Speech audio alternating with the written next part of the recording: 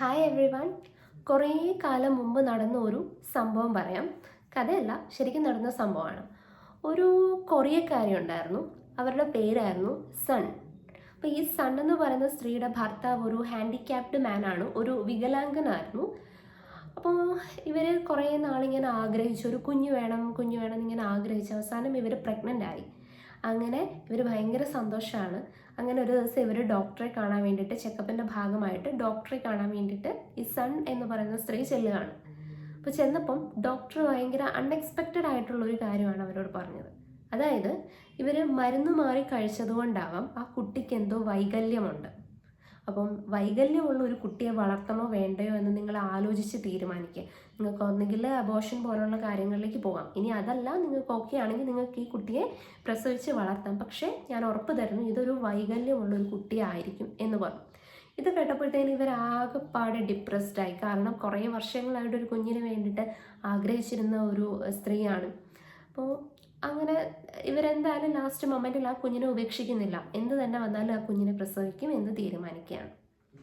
അങ്ങനെ 1985 ആ ലീ എന്ന് പറയുന്ന പെൺകുട്ടി ജനിക്കുകയാണ് സണ്ണിൻ്റെ മകളായിട്ട്. അങ്ങനെ 1985 സോൾ നഗരത്തിൽ ഹി ആലി എന്ന് പറയുന്ന പെൺകുട്ടി സണ്ണിൻ്റെ മകളായിട്ട് ജനിക്കുകയാണ്. പക്ഷേ പേടിച്ചതുപോലെ തന്നെ, അവർ പ്രതീക്ഷിച്ചതുപോലെ തന്നെ ഈ കുട്ടിക്ക് വൈകല്യം ഉണ്ടായിരുന്നു. എന്തായിരുന്നു വൈകല്യം എന്ന് വെച്ചാൽ, ഈ കുട്ടിയുടെ ഓരോ കയ്യിലും 2 വിരൽ മാത്രമേ ഉണ്ടായിരുന്നുള്ളൂ. കുട്ടിക്ക് ആകെ 4 വിരൽ മാത്രമേ ഉണ്ടായിരുന്നുള്ളൂ. അവർ അതൊരു വിഷയമാക്കിയതേ ഇല്ല. സൺ അവരെ കുട്ടിയെ വളർത്താൻ തന്നെ തീരുമാനിച്ചു. അങ്ങനെ അവർ വളർത്തുകയാണ് ഭയങ്കര സ്നേഹത്തോടെ, ഒരുപാട് ഓമനിച്ച് താലോലിച്ച് വേണ്ട എല്ലാ കാര്യങ്ങളും ചെയ്തു കൊടുത്ത് കുട്ടിയെ വളർത്തുകയാണ്. അങ്ങനെ കുറേ നാൾ കഴിഞ്ഞപ്പോൾ ഇവരുടെ റിലേറ്റീവ്സും കുട്ടിയുടെ സ്കൂളിലെ ടീച്ചേഴ്സും മറ്റുള്ളവരും എല്ലാം പറയുകയാണ്, ഈ കുട്ടിയെ, ഇത്രയും വൈകല്യമുള്ള ഒരു കുട്ടിയെ നിങ്ങൾക്ക് ഒറ്റയ്ക്ക് വളർത്താൻ പറ്റുന്നില്ല. അവരുടെ ഭർത്താവ് വികലാംഗനായിരുന്നു, അദ്ദേഹം മരിച്ചുപോയി. നിങ്ങൾക്ക് ഒറ്റയ്ക്ക് വളർത്താൻ പറ്റത്തില്ല. നിങ്ങളൊരു കാര്യം ചെയ്യുക, കുട്ടിയെ ഏതെങ്കിലും അനാഥാലയത്തിന് കൊടുക്കുക, അവർ വളർത്തിക്കോളും. അല്ലെങ്കിൽ ഏതെങ്കിലും വിദേശികൾക്ക് ദത്ത് കൊടുക്കുക, അവർ വളർത്തിക്കോളും എന്നൊക്കെ പറഞ്ഞു. അപ്പോൾ ഇത് കേട്ടിട്ടൊന്നും ഇവർ ഒരു തരി പോലും പതറാതെ എൻ്റെ കുഞ്ഞിനെ ഞാൻ വളർത്തിക്കോളാം എന്നുള്ള നിലയിൽ, ആ ഒരു സ്റ്റാൻഡിൽ തന്നെ അവർ ഉറച്ചു നിൽക്കുകയാണ് ചെയ്തത്. അങ്ങനെ കുട്ടി കുറച്ച് വലുതായി. കുട്ടി വലുതായി കഴിഞ്ഞപ്പം ഈ സ്ത്രീ കുട്ടിയെ പിയാനോ പഠിപ്പിക്കാൻ വേണ്ടി തീരുമാനിക്കുകയാണ്. അപ്പോൾ സ്കൂളിലൊക്കെ കൊണ്ടുപോയിട്ടിട്ട് ഈ കുട്ടിക്കൊന്നും പഠിക്കാൻ പറ്റുന്നില്ല, എഴുതാനും ഒന്നും പറ്റുന്നില്ല. അപ്പോൾ കുട്ടിയെ പിയാനോ പഠിപ്പിക്കുന്നതിൻ്റെ ഇവരുടെ ഉദ്ദേശം, ഇങ്ങനെ 80 കീ ഉള്ള പിയാനോ ഇങ്ങനെ ചെയ്യുമ്പോഴത്തേക്കിനും കുട്ടിക്ക് പെൻസിൽ പിടിക്കാൻ ഒരു ബാലൻസ് ആവുമല്ലോ എന്നായിരുന്നു ഇവരുടെ മനസ്സിലെ തോട്ട് അതായിരുന്നു. പക്ഷേ ഈ കുട്ടിക്ക് പിയാനോ വായിക്കാൻ പറ്റുന്നില്ല. പല അക്കാഡമി ചെന്നിട്ട് അവരെല്ലാം കുട്ടിയെ റിജക്റ്റ് ചെയ്യുകയാണ്, കുട്ടിയുടെ ഈ ഒരു പ്രശ്നം കാരണം, കൈയുടെ പ്രശ്നം കാരണം.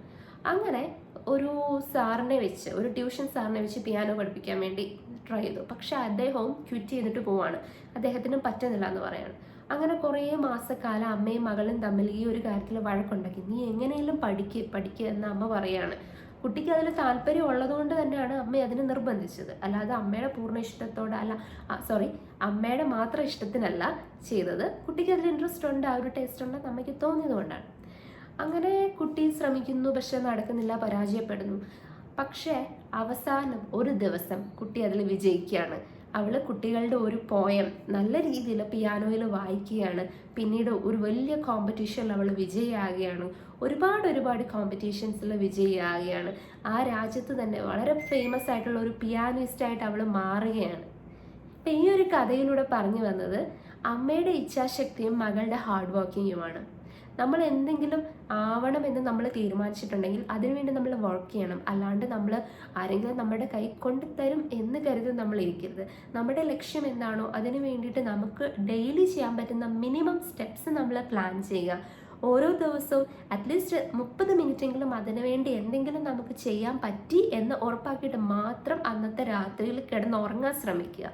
ഇവിടെ ഒരുപാട് പരിമിതികൾക്കുള്ളിൽ നിന്നിട്ടാണ് ആ അമ്മയും മകളും വിജയിച്ചത്. മകളെ വളർത്താൻ വേണ്ടിയിട്ട് ഒരുപാട് പ്രശ്നങ്ങൾ ഫേസ് ചെയ്തിരുന്ന ഒരു അമ്മയായിരുന്നു.